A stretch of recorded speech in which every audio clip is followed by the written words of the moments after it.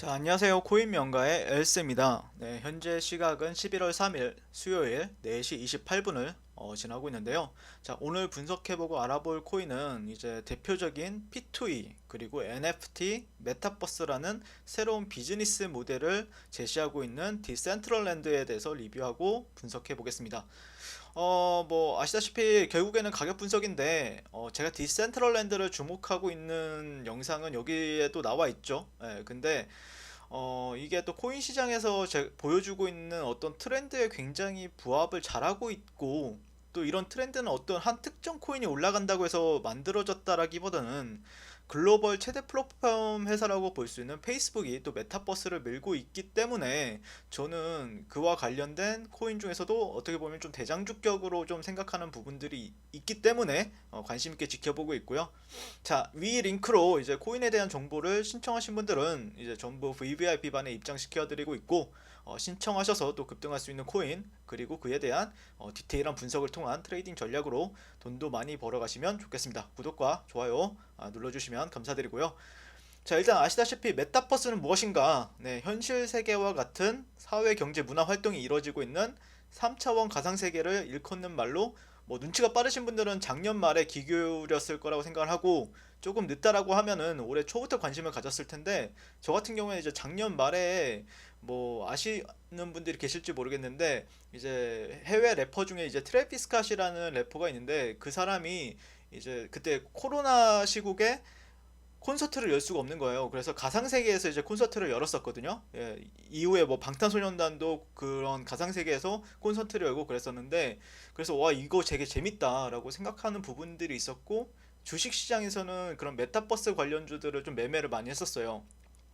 자, 그리고 디센트럴랜드 같은 경우에는 그런 메타버스 세계에서 토지 그리고 가상세계 안에서 전광판 광고 관련 코인이라고 생각하면 되고, 이번에 이제 급등에 대한 배경에는 이제 페이스북이 메타로 사명 변경을 함에 따라서 메타버스 관련 대장주로 시장에서 인식을 하면서 급등을 하지 않았나라고 생각을 하고, 뭐 페이스북 같은 경우에는 현재는 조정을 받고 있는데, 그리고 두 번째 같은 경우에는 이제 그레이스케일 수장인 베리 실버트가 디센트럴랜드 뭐 좋아요.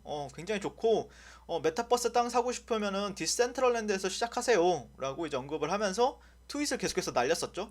그러면서 그런 게 좀 맞아 떨어지면서 포텐이 터지지 않았나 라고 생각이 듭니다.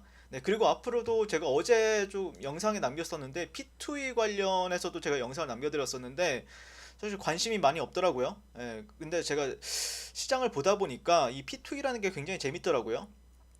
이게 이제 블록체인 기술을 기반으로 한 게임을 이제 즐기면서 자산을 획득하는 형태인데, 게임 이용자들이 만족감을 더 높이기 위해서 이제 현금을 지불하는 기존 게임 사업 방식과는 좀 상반되는 모델이라고 해요. 그래서 뭐 특히 이제 베트남이나 어떤 필리핀 이런 동남아시아에서는 P2E가 인기가 굉장히 뜨거운데, 이런 인기 요인에는 이제 게임에서 버는 돈이 일에서 버는 평균 임금보다 많기 때문이라고 합니다. 사실 최근에 이제 주식 시장에서도 최근에 이제 NC소프트가 이제 혁신의 부족 그리고 게임 내에서 과한 현질 유도로 큰 폭으로 조정을 받았거든요. 뭐 제가 알기로는 100만 원, 110만 원에서 한 60만 원, 50만 원 정도 때까지 조정을 받았었어요. 네, 근데 반대로 위메이드라는 기업 같은 경우에는 올해 8월 저점 대비 뭐 8배에서 한 9배 정도 상승 흐름을 보여줬었어요. 이런 대세의 흐름에 있어서 얼마만큼 고객들의 니즈를 충족시키고 또 커뮤니티를 활성화시키느냐에 따라서 관전 포인트가 되지 않을까라고 생각을 하는 부분들이 있고, 자, 마나코인 같은 경우에 오늘 좀 조정을 받고 있는 흐름이죠. 네, 사실 어제 여기서도 이제 이 어디냐, 이 코인명과 이 P2E 열풍 확산에 따른 그 대장 코인에 대해서 이제 디센트럴랜드도 여기 안에 이제 분석을 했었는데 가격 분석이 되어 있었습니다. 네, 보시게 되면 근데 제가 어제 같은 경우에는 조금 추가 매수보다는, 잠시만요. 15분봉을 보시게 되면은 이거를 좀 키울게요. 네, 보시면은 이제 어제 제가 여러 데를 이 지지받았던 레벨과 지지받았던 레벨 그리고 여기 저항받은 레벨이 보이실 겁니다. 네, 네.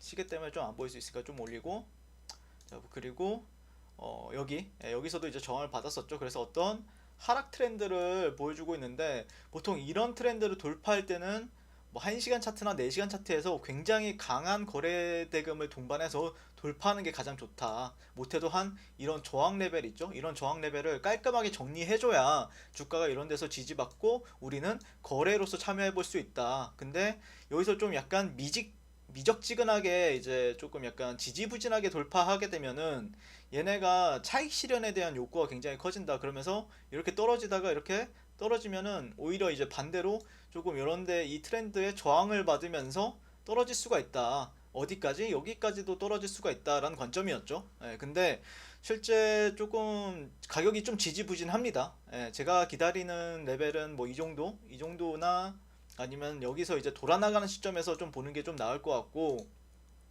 어찌됐든 단기적으로는 하락 추세를 좀 조정 추세, 하락 추세라기보다는 조정 추세. 그러니까 이때 10월 31일 고점을 찍은 뒤로부터는 조정 추세를 계속해서 지속적으로 보여주고 있다라고 보시면 될 것 같고, 15분봉 차트에서는 아무래도 저는 얘네가 추세를 좀 돌아 나간다라는 시그널을 볼 때 좀 적극적으로 매매 동참하는 게 어떨까라고 생각이 들고, 아니 그게 아니라고 하면은 나는 최소한의 한 일본 관점에서 지켜보고 있다라고 하면은, 일본 관점에서는 실제 뭐 7일선도 닿지 않았어요. 그렇기 때문에 아직까지는 스윙 관점에서는 접근하기에는 조금 기다려야 되지 않나라고 생각이 들고, 만약에 가장 좋은 매수 시점은 뭐 누구나 다 아는 이런 지지 저항 라인이었지만 지지 라인으로 바뀌는 레벨이 가장 좋겠지만, 뭐 안 내려온다라고 하면은 계속해서 이 부분에서 지지해주는 캔들을 보면서 스윙 관점으로 접근하는 게 좋다라고 생각을 합니다. 아마 조정을 받더라도 여기서 만약에 어떤 저점을 이탈한다라고 하더라도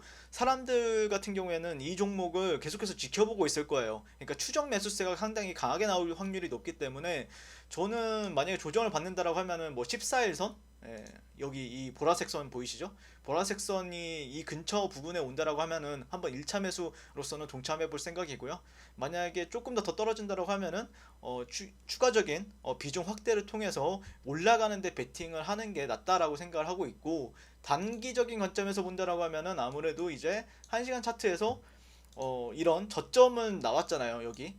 예전에 여기가 이제 거래 대금이 많이 터진 봉이기 때문에 이 부분에서는 상당히 강하게 받쳐줄 확률이 높다라는 관점이었는데, 근데 여기가 어쨌든 저점이 나왔기 때문에 저점을 높여주느냐를 아마 좀 지켜보지 않을까. 트레이더들 같은 경우에는 저점을 높여주고 나서 다시 한 번 더 이렇게 올라타고 이렇게 상승의 정배열을 만들어준다라고 하면은 이게 다시 한 번 더 올라갈 수 있는 시그널이 되지 않을까라고 생각이 듭니다. 자, 이상 디센트럴랜드에 대해서 리뷰를 마치고 항상 성공 투자를 응원하겠습니다. 내일 뵙겠습니다.